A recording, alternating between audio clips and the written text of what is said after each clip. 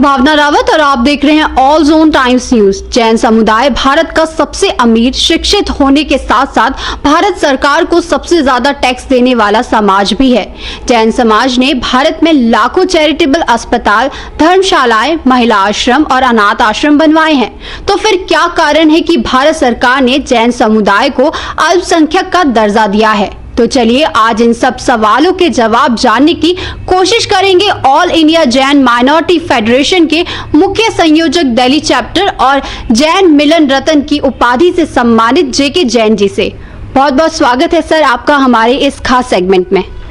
Thank you. तो sir सबसे पहले तो हमारे दर्शक ये जानना चाहेंगे कि आप 40 वर्षों से जैन समाज और राष्ट्रीय स्तर पर जो भी सामाजिक काम करते आए हैं, तो जो जैन समाज है उसको अल्पसंख्यक का दर्जा क्यों दिया है भारत सरकार ने, और हमेशा जैन समाज इसकी डिमांड क्यों करता रहा है? आपने जैसे कहा कि जैन समाज काफ़ी समृद्ध समाज माना जाता है और काफ़ी टैक्स देता है। मैं जानकारी के लिए बताना चाहूँगा, देश के विकास के लिए, देश की जीडीपी में जैन समुदाय के माध्यम से जो कर प्रणाली है भारत सरकार की, उसके अंदर तकरीबन लगभग 24% का जो रेवेन्यू है वो जैन समुदाय के माध्यम से भारत सरकार के खजाने में जाता है, जिसका कि पूरा देश के विकास में इसका योगदान है। लेकिन अगर हम धर्म की, संस्कृति की और समुदाय के हिसाब से सोचें तो भारतीय संविधान में ऐसी व्यवस्था है कि जिस समुदाय की भी संख्या 10 या 20% तक देश के अनुपात की संख्या, जनसंख्या में है, उसको जो है अल्पसंख्यक समुदाय का दर्जा प्रदान किया जाता है। उसी कड़ी में, उसी श्रृंखला में हमारे जैन समुदाय ने भी पिछले करीब 20-25 वर्षों से इसको काफ़ी संघर्ष करके जैन समुदाय का दर्जा 1990 से ये काफ़ी इसके बारे में संघर्ष करना शुरू किया। विभिन्न संस्थाओं ने, विभिन्न समाजों ने इसमें काफ़ी संघर्ष किया। तब जाके 2014 जनवरी में भारत सरकार द्वारा ये राष्ट्रीय स्तर पर जैन समुदाय को अल्पसंख्यक का दर्जा प्रदान किया गया। उससे पहले विभिन्न राज्यों में ये राज्य स्तर पर ये दिया जाता था वहाँ की जनसंख्या के अनुपात के हिसाब से, लेकिन उसमें जो केंद्रीय भारत सरकार की योजनाएं होती है उसका लाभ स्टेट वाइज कई बार उसका नहीं मिल पाता था। इसके लिए जो है राष्ट्रीय स्तर पर इसको हमने घोषणा करवाने के लिए या अपना अधिकार मांगने के लिए, हालांकि लोगों में इसके प्रति काफ़ी भ्रम भी रहा। लोग इसको कई बार इसको थोड़ा सा अच्छी दृष्टि से भी, जो जैन समाज के कुछ लोग हैं वो इसको भ्रमित होने के कारण, पूरा ज्ञान न होने के कारण ऐसा भी मानते थे कि इसको इन्फीरियर तरीके से सोचते थे कि हम इसमें कहीं आरक्षण तो नहीं है। ये बताना बिल्कुल सबको उचित होगा कि इसमें कहीं पर भी आरक्षण की व्यवस्था नहीं है। ये एक विशेष समुदाय विशेष के लिए अपने धर्म की रक्षा, अपने धर्म संप्रदाय की रक्षा, अपने धार्मिक संस्थानों की रक्षा और उसके माध्यम से अगर कोई हम अपने शिक्षण संस्थान चलाना चाहते हैं ताकि उनका संरक्षण कर सकें, आगे आने वाली पीढ़ियों को उसके बारे में बता सकें, एक हमारा जैन समुदाय चल सके, सिद्धांत चल सकें, उसको करने के लिए हमने अभी आपको कुछ थोड़ा सा मैं इसके बारे में विस्तृत से बताऊंगा,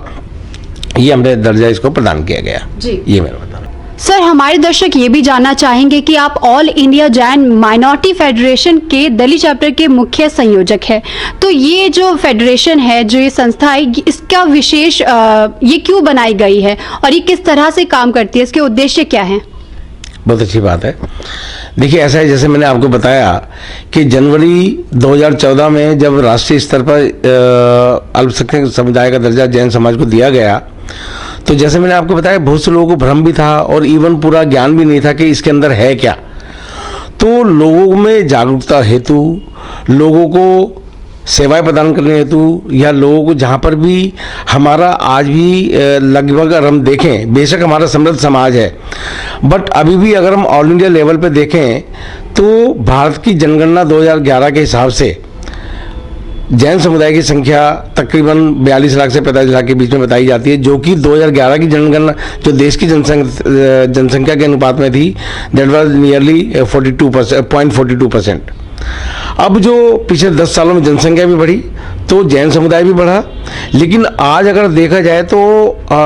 थोड़ा सा इसका अगर हम कैलकुलेशन करें तो ये देश की जनसंख्या के अनुपात में तकरीबन 0.36% ही निकल के आएगा। जबकि हमारे विभिन्न संस्थाओं के माध्यम से सामाजिक स्तर पे हमारे साधु वर्ग के हिसाब से जब इसको हम जाते आते हैं, पूरे भारत में जाते हैं या विभिन्न राज्यों से बातें करते हैं, तो उसके आंकड़ों के अनुसार देखें तो हम तकरीबन जैन समुदाय की संख्या तकरीबन 2 करोड़ है।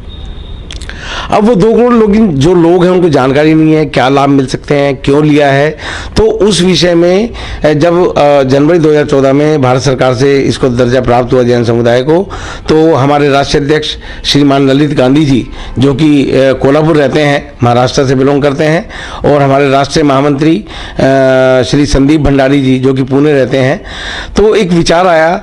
उनको कि भाई हम ये सेवा प्रदान करें, क्योंकि ये भी सहयोग की बात है, उस बेल्ट में काफ़ी जैन समुदाय ऐसा है जिसको कि इस चीज़ की बहुत विशेष जानकारी है। मैंने जैसे बताया, अगर हम देखें तो हमारी टोटल जो पॉपुलेशन जैन पॉपुलेशन है, तकरीबन उसमें लगभग 30% के करीब जैन समुदाय के लोग आज भी भारत सरकार की जो मान्यताएं हैं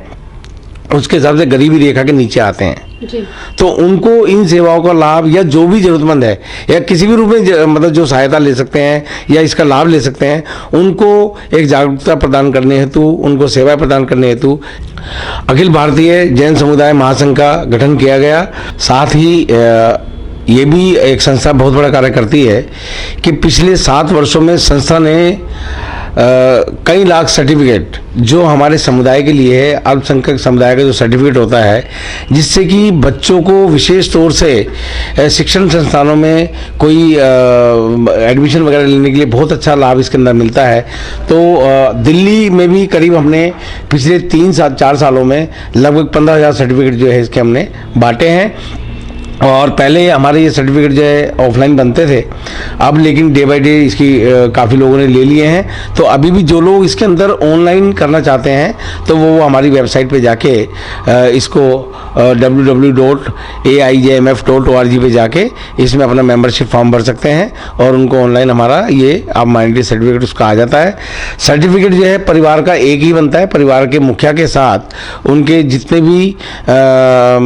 पत्नी और पत्नी या पति जो भी फैमिली हेड है उनके साथ जितने भी उनके अविवाहित बच्चे हैं उनके साथ बनता है। अगर एक ही प्रेमिसेस में मान लीजिए उनके मैरिड बच्चे रहते हैं तो उनका एज ए फैमिली हेड अलग से बनेगा। तो जो भी भाई बंधु हमारे जैन समुदाय के इसका लाभ लेना चाहते हैं वो अभी भी ऑनलाइन लेके इसका सर्टिफिकेट बनवाना चाहे तो बनवा सकते हैं। अगर कोई सर्टिफिकेट नहीं भी बनाते हैं और फिर भी अगर कहीं पे किसी शिक्षण संस्थान में या कोई अन्य लाभ लेना चाहते हैं तो सेल्फ डिक्लेरेशन देके भी आप इसका लाभ ले सकते हैं। अब ये मान्य है, भारत सरकार ने इसको इसकी अनुमति दी हुई है, पिछले 2 वर्ष पहले इसकी अनुमति दी जा चुकी है। सर, जैसा कि आपने हमें बताया, हमारे दर्शकों को बताया कि आपने बहुत सारे कैंप्स में काम किया, बहुत सारे लोगों के साथ काम किया, तो इन कैंप्स में आप क्या क्या जानकारी देते हैं? जब इसके बारे में हम जो जितने भी हमारे जागरूकता अभियान चलते हैं या कोई भी अगर हम जानकर सामाजिक स्तर पर काम करना चाहते हैं तो मैं इसके लिए कुछ आपके साथ जो है कुछ मैं आंकड़े हैं मेरे पास, मैं उसके साथ आपसे कुछ बात करना मैं सबको जानकारी देना चाहूँगा ताकि लोगों को कुछ हमारे जैन समाज से जुड़े हुए जितने भी हमारे समाज बंधु हैं जो धर्म सेवा में, समाज सेवा में लगे हुए हैं और जिनको जानकारी किसी कारण से अभी तक अगर नहीं है तो वो ये जानकारी लेके अपने देश की, समाज की, समुदाय की सेवा में योगदान कर सकते हैं। जैसे मैंने इसके बारे में आपको शिक्षा के बारे में पहले बताया, इसमें कुछ ऐसा भी है आजकल का जो स्टाइल है कि बच्चे, बहुत से हमारे परिवारों के बच्चे विदेश में पढ़ना चाहते हैं, तो उसके लिए प्रभु प्रदेश योजना है जिसके अंदर की अगर किसी परिवार की वार्षिक पारिवारिक आय अगर 6 लाख तक की सीमा है तो उसमें 20 लाख तक का वो परिवार जो है प्रभु प्रदेश योजना में अब रोड एजुकेशन के लिए वो लोन इसके अंदर ले सकते हैं। 3 साल तक का जो इसके अंदर इंटरेस्ट वगैरह का प्रावधान है वो माइनॉरिटी कम्युनिटीज़ के लिए वो सरकार उसको बियर करती है। उसके बाद कुछ अलग अलग इसके अंदर प्रावधान है। अगर हमारे अल्पसंख्यक समुदाय का कोई भी संस्थान उसका कोई कंस्ट्रक्शन करना चाहता है, कोई रेनोवेशन करना चाहता है, वहाँ पे कुछ इक्विपमेंट्स लाना चाहते हैं, एस्टेब्लिश करना चाहते हैं, लैब्स बनाना चाहते हैं, फर्नीचर लाना चाहते हैं, तो इस प्रकार के इसके अंदर कहीं पर अलग अलग, जैसे मैंने बताया कि अगर हम विस्तार से बात करेंगे तो हमें बहुत समय लग जाएगा, लेकिन मैं आपको संक्षिप्त में बता रहा हूँ। इसमें जैसे कंप्यूटर फर्नीचर हेतु 10 लाख तक का अनुदान सरकार देती है। अगर हमें अल्पसंख्यक समुदाय द्वारा संचालित स्कूल का अगर हमको रेनोवेट करना चाहते हैं, उसमें 30 लाख तक का अनुदान मिल जाता है। उसके अलावा जो अपने शहरों से बाहर विशेष रूप से अल्पसंख्यक समुदाय के बच्चे जो अपने शहरों से बाहर पढ़ने जाते हैं और वो कोई भी एक समुदाय, मान लीजिए हमारा जैन समुदाय उस संस्था का संचालन कर रहा है और वो हॉस्टल बनाना चाहते हैं, तो वहाँ पर भी 50 लाख तक का इसमें प्रावधान है। 20 से लेकर 50 लाख तक का अनुदान सरकारी स्तर पर उसके बनाने के लिए मिल सकता है। प्रशिक्षण व्यापारिक, जैसे कि एक व्यापारिक व्यवसायिक समुदाय माना जाता है, उसके लिए भी जो बच्चे ऐसा अपने आगे की अपनी होप रखते हैं, अपने आगे का विजन रखते हैं कि मुझे किसी व्यापार में जाना है, लेकिन किसी आर्थिक कारण से अगर उसका मान लीजिए ज़्यादा नई शिक्षा ले पा रहा है, तो उसके लिए भी विशेष रूप से व्यावसायिक प्रशिक्षण केंद्र के लिए भी एक प्रावधान अल्पसंख्यक समुदाय के लिए किया गया है। इसमें 25 लाख तक का अनुदान देके और प्रशिक्षण केंद्र स्थापित किए जा सकते हैं। इसमें जैन कला, संस्कृति, ग्रंथालय, संग्रहालय, इस प्रकार के भी कोई अगर हमें किसी प्रेमिसेस का निर्माण करना है या जितने भी इसके संग्रहालय के अंदर आगम है, लेख हैं, शास्त्र वगैरह हैं, उनके आरक्षण संरक्षण के लिए भी सरकारी अनुदान का प्रावधान किया जाता है। तो इस प्रकार अगर हम देखें तो हमारे सरकार द्वारा, अल्पसंख्यक मंत्रालय द्वारा बहुत अच्छे इसमें दिए गए हैं। हम आपसे यही बार बार निवेदन करते हैं अपने सभी समुदाय के भाइयों से, हमें इसको हीन भावना से, जो कि कुछ लोगों को भ्रम है, ये हमारा अधिकार है कि हम अपना धर्म का संरक्षण करें, हम अपना शिक्षा का बोले, ये आरक्षण नहीं है। सर, आपने जितनी भी योजनाएं माइनॉरिटीज़ के लिए भारत सरकार द्वारा जारी की गई है वो तो आपने बता दिया, लेकिन जो आम लोग हैं उन जिन्हें नहीं पता होता कि ऐसी योजनाओं का लाभ कैसे उठाना है, तो उनके लिए भी कुछ बताएं कि किस तरह से जो उनके लिए सुविधा सरकार ला रही है उसका उपयोग कैसे करें। देखिए, जैसे मैंने आपको बताया कि शिक्षा पे विशेष अगर हम थोड़ा सा अगर चर्चा करें तो एक पोर्टल होता है NSP, नेशनल स्कॉलरशिप पोर्टल जी। इस साइट पे जाके बच्चे अपने आप को अगर लॉगिन करते हैं, रजिस्टर्ड करते हैं, तो उसके बाद उनका जो डाटा मांगा जाता है, जैसे मैंने बताया पीछे अभी हमने जो कैंप लगाए थे तो उसमें हमने बच्चों को खूब जानकारी दी इसके बारे में कि आपको कैसे करना है। इसके अंदर प्रक्रिया पूरी होती है, अगर वो बच्चे वो प्रक्रिया पूरी करते हैं उनको डाटा जाता है, डाटा के बाद जो भी फिर एक सरकारी प्रक्रिया है वो देने के बाद तो हमारे विभिन्न संस्थान हैं, उसमें जब डाटा जो कलेक्शन हो जाता है तो एक जो हमारा अल्पसंख्यक मंत्रालय है उसके अंतर्गत एक विभाग है NMDFC, national minority development finance corporation, वहाँ पर ये डाटा कलेक्शन होता है और फिर जो भारत सरकार ने अल्पसंख्यक समुदाय के लिए जो फंड एलोकेट किए हैं उस फंड में से जितना भी हमारा ये डिमांड आती है, सब कुछ आती है, वो उसका प्रावधान पेमेंट जो भी इंस्टीट्यूट है, जहाँ भी शिक्षण संस्थान है, वो उनका पैसा स्कॉलरशिप के रूप में उनका वहाँ पर भेज दिया जाता है। ये एक प्रक्रिया है। तो मैं दोबारा रिपीट कर देता हूँ, जो भी इसमें सुन रहे हैं, national minority development finance corporation के माध्यम से, और इसमें डायरेक्ट नहीं मिलता है। आपको जानकारी के लिए बता दें, आप कोई भी अगर हमारे भाई सुन रहे हैं तो इसमें ये प्रत्यक्ष रूप से आप नहीं ले सकते, आप डाटा भेजते हैं। डाटा भेजने के बाद स्टेट वाइज इसके माध्यम से हर जगह, हर स्टेट में एक चैनल डिस्ट्रीब्यूशन बनाया हुआ है, उसके माध्यम से वो डाटा जाता है हर स्टेट के। आप साइट पे जाइए,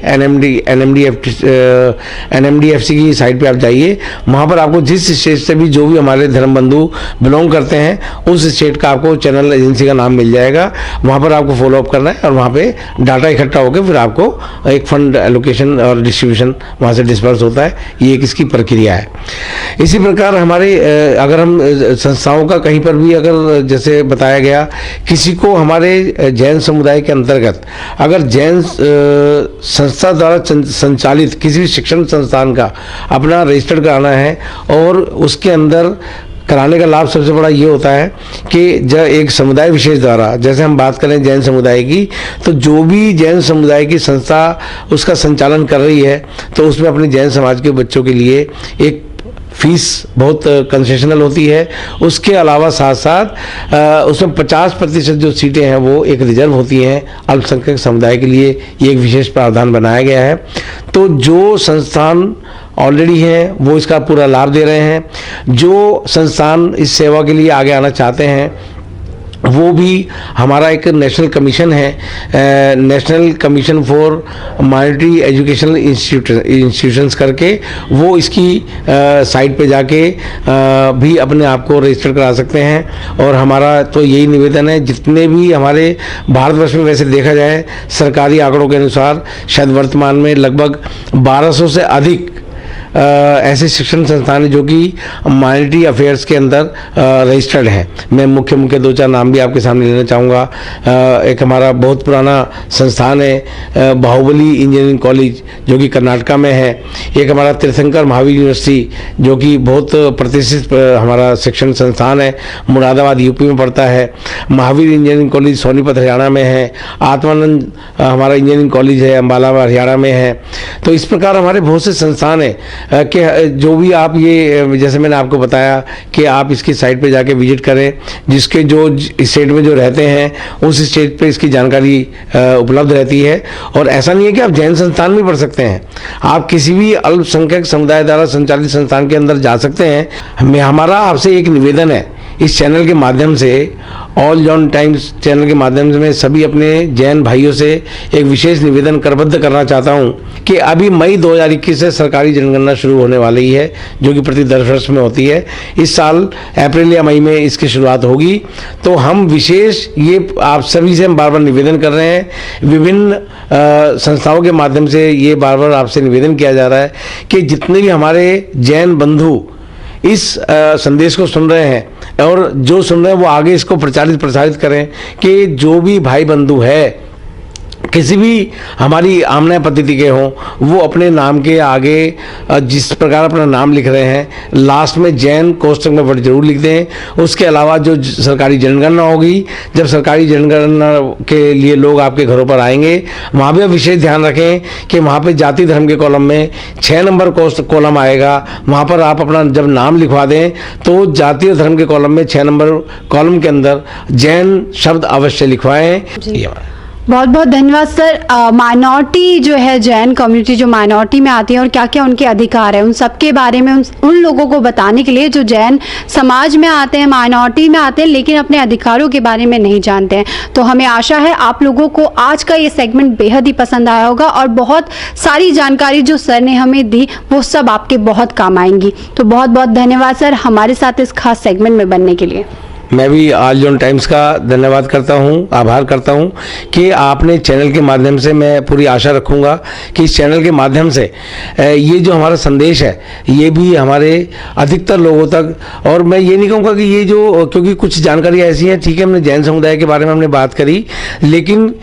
जो मैंने 6 अपने समुदाय के कोई भी अगर इसका लाभ लें उनको कम जानकारी तो मिलेगी। तो मुझे भी गर्व है कि मुझे आपने समय ये इसके माध्यम से, चैनल के माध्यम से मैं अपना कुछ जानकारी आपके साथ शेयर कर पाया। और कभी भी भविष्य में और भी किसी को भी हमारे सहयोग की और सेवा की जरूरत है, हम हमेशा उनके लिए साथ उपस्थित रहेंगे। धन्यवाद। तो आज हमने आपकी मुलाकात करवाई all India Jain minority federation के डेली चैप्टर के मुख्य संयोजक जेके जैन जी से। हमें आशा है आपको ये सेगमेंट बेहद ही पसंद आया होगा और जैन माइनॉरिटी की जो सुविधाएं भारत सरकार द्वारा दी जा रही हैं उसकी जानकारी भी आज आपको हमने दी और हम आशा करते हैं कि ये सारी जानकारी आपके उपयोग में आए। तो अभी के लिए फिलहाल इतना ही। ऐसे ही स्पेशल वीडियोस के लिए देखते रहिए ऑल जोन टाइम्स न्यूज और साथ ही पढ़ते रहिए ऑल जोन टाइम्स समाचार पत्र।